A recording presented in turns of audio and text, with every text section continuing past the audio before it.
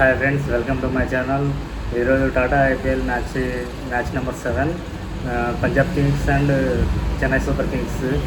ఈ మ్యాచ్ చెన్నై చిదంబరం స్టేడియంలో జరుగుతుంది. ఎప్పుడు టాస్ విషయంలో ఎప్పుడు రొటీన్గా జరిగేది. పంజాబ్ టాస్ కలిసి మొదటిగా బౌలింగ్ ఎంచుకున్నారు. ఇక్కడ మ్యాచ్ టోర్నమెంట్ స్టార్టింగ్ నుండే సిఎస్కే తగులుతున్న ఎదురు దెబ్బలు తేరుకోవడానికి కొంచెం కష్టపడాల్సి వస్తుంది. సంజు శాంసన్ 7 పరుగులకి తక్కువ స్కోర్కి అవుట్ అయ్యాడు. అతను గతంలో చూసాము T20 వరల్డ్ కప్లో ఎలాంటి పర్ఫార్మెన్స్ చేశాడు. కానీ లాస్ట్ 2 మ్యాచెస్ నుండి వరుసగా విఫలం అవుతున్నాడు.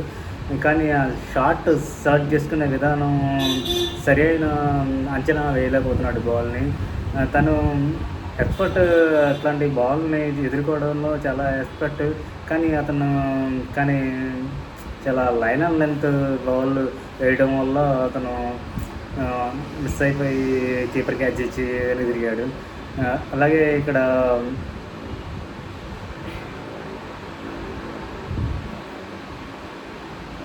18 సంవత్సరాలు మహత్రే అనే అతని 18 సంవత్సరాలు కుర్రోడు మహత్రే చాలా ధైర్యంగా, ధీటుగా తన వయసుకు మించి పరిణితిని ప్రదర్శించడం, అనర్కలంగా షాట్లు ఆడడం ఇన్నింగ్స్కి చాలా చెన్నై సూపర్ కింగ్స్కి చాలా ఉపయోగపడుతున్నాడు.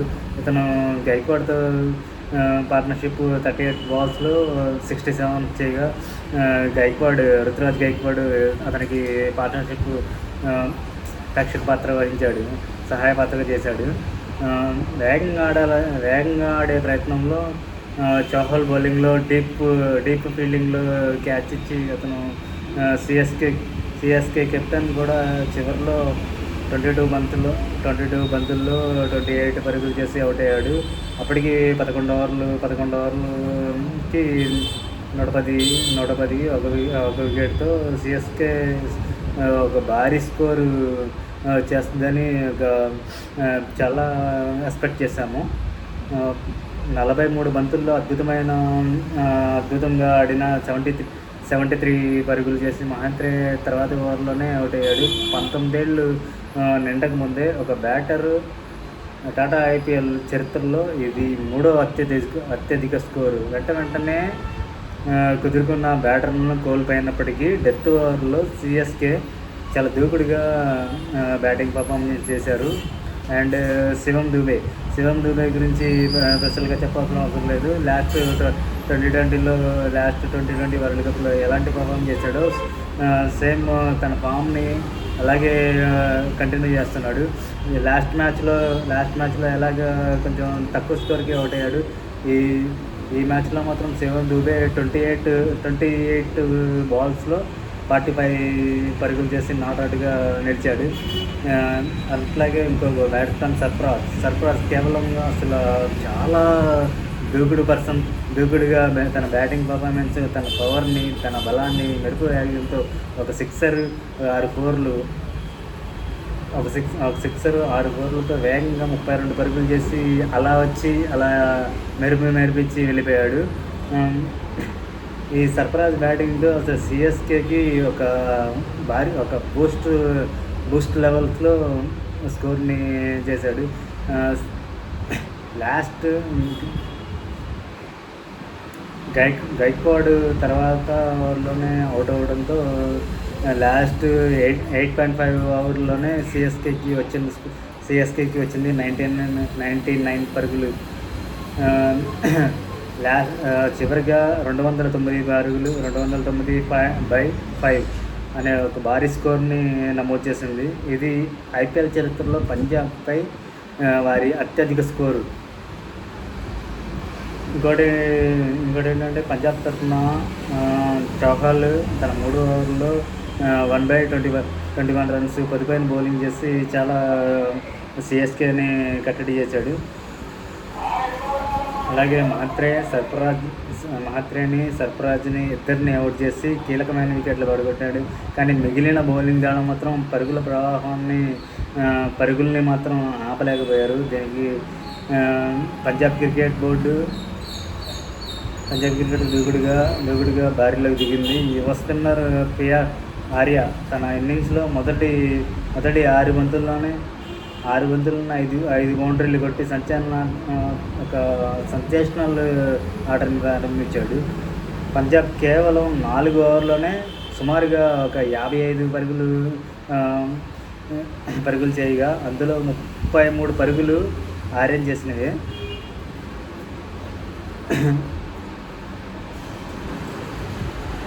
శ్రేయాన్స్ రాయన్ 300 పరుగులు కేవలం 11 బంతుల్లోనే. అతను స్ట్రైక్ రేటు 350 నుంచి ఉంది. 6 కొడుతున్నాడు, పుల్అప్ షాట్స్ ఆడతాడు. కొంచెం he's very interesting batsmen. Last year ఫామ్ని అతను చాలా కంటిన్యూ చేస్తున్నాడు. అతను ఆడుతున్న తీరు చూస్తే సెంచరీ చేస్తాడని, అటాక్ చేసి సెంచరీ చేస్తాడేమో అనుకున్నాము. అతని బాడీ లాంగ్వేజ్లో చాలా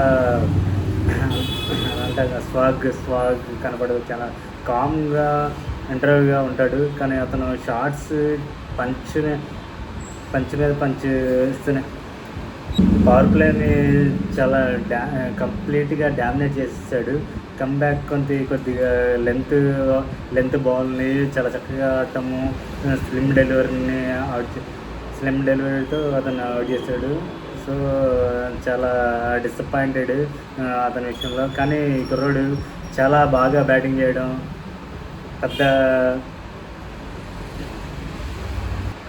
అండ్ ఇక్కడ శ్రేయస్ అయ్యర్ గురించి చెప్పడానికి ఏముండదు. అతను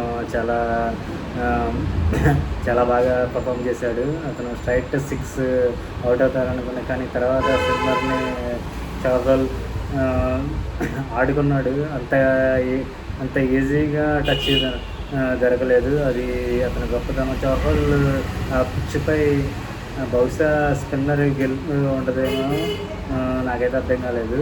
చౌహల్ ఇంప్రెసింగ్ బౌలింగ్ చేశాడు, కానీ చెన్నై స్పిన్నర్స్ ఆ రకంగా బౌలింగ్ చేయలేదు. నూర్ అహ్మద్ ఈ వాజ్ నాట్ షాడ్ లాస్ట్ ఇయర్ నూర్ కన్నా. ఎందుకంటే అతను బౌలింగ్లో ఏమాత్రం పచ్చలేదు. అతను వరల్డ్ కప్లో కూడా చూసాం, ఆడిన 2 మ్యాచ్లోనే గోయింగ్ టు ఎక్కువగా రన్స్ ఇవ్వడం ఇంప్రెస్ చేయలేదు. చౌహర్ని తీసుకొచ్చారు ఇంపాక్ట్ ప్లేయర్గా. రాహుల్ చౌహర్ గతంలో చాలా మంచి బౌలర్, కానీ ఇప్పుడు అతను చాలా క్విక్గా వేస్తున్నాడు. అంత పెద్దగా ఇంప్రెసివ్గా లేదు అతని బౌలింగ్. 2 స్పిన్నర్లు ఫెయిల్ అయ్యారు, కానీ 2 వికెట్లు తీశారు. కూపర్ కమ్లీ 22 బంతుల్లోనే వేగంగా 38 పరుగులు చేసి జట్టుని మరింత ఊపునిచ్చాడు. కానీ మధ్య ఓవర్లో కెప్టెన్ శ్రేయస్ అయ్యర్ తన ఆధీనంలోకి తెచ్చుకున్నాడు స్కోర్ బోర్డ్ని. అతను 29 బంతుల్లో చక్కగా ఆడి 50 పరుగుల వద్ద పంజాబ్కి అవసరమైన రన్ రేట్ కంటే ముందు ఉండగలిగింది.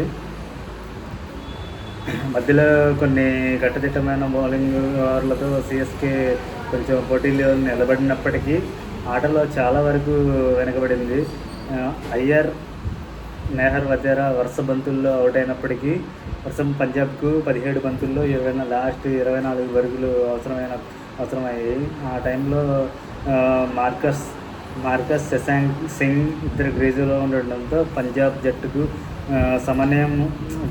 సమన్వయం కోల్పోకుండా చేంజింగ్ని సునాయాసనంగా ముగించింది. 5 వికెట్లు నష్టం లేకుండా 17 బంతులు మిగిలి ఉండగానే విజయం అందుకుంది. ఆదిత్య జట్టుకు కష్టంగా మారిన ఈ మ్యాచ్ మార్ట్ హెన్రీ 2 వికెట్లు తీసుకొని 54 పరుగులు మరియు కంబోజ్ 2/43 మాత్రమే వికెట్లు తీసి సిఎస్కే బౌలర్లు ఓపెనర్లుగా అద్భుతమైన పార్ట్నర్షిప్ వచ్చినప్పటికీ పంజాబ్ కింగ్స్ చేజింగ్కు పునాది వేసినందుకు ప్రియాంశ్ ఆర్యాకు player of the match award లభించింది. ఈ విజయంతో పంజాబ్ కింగ్స్ తమ ఉనికిని ప్రారంభించడానికి వరుసగా రెండో విజయాన్ని నమోదు చేయగా, చెన్నై సూపర్ కింగ్ ఈ సీజన్లో ఇంకా తమ ఖాతాని తెరవలేదు. నెక్స్ట్ టైం ఈ లోటుపాట్లని సవరించుకోవడానికి ఛాన్సెస్ ఉన్నాయి. సిఎస్కే ప్రయత్నిస్తుందని ఆశిస్తున్నాను. Thank you friends. వీడియో కనుక మీకు నచ్చినట్టయితే please like to share and subscribe to my channel. Please support చేయండి నా ఛానల్కి. Thank you.